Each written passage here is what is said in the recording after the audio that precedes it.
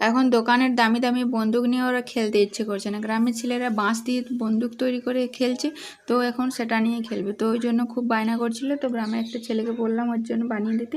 তো ওগুলোর জন্য একটা ফটকা ফল পাওয়া যায়, তো সেটা এখন পাওয়া যায়নি, তো কাগজ দিয়ে করে দেখাচ্ছি। পরে ফটকা ফলটা কীরকম হয় আপনাদেরকে দেখাবো। তো তার জন্য ছেলেটাকে একটু ঘুষ দিতে হলো, মানে দোকান থেকে একটা খাবার দিলাম ওকে, তার জন্য ওটা বানিয়ে দিচ্ছে।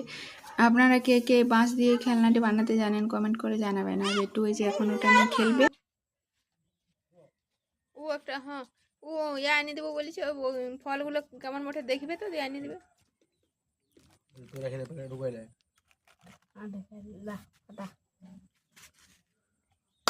বাহ, দারুণ শব্দ হচ্ছে কিন্তু। নাম আছে, নাম আছে কিছু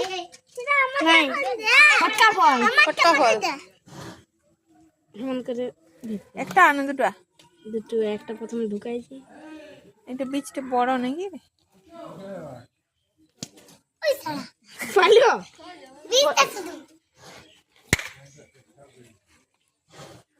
গরু কেন পড়িছে?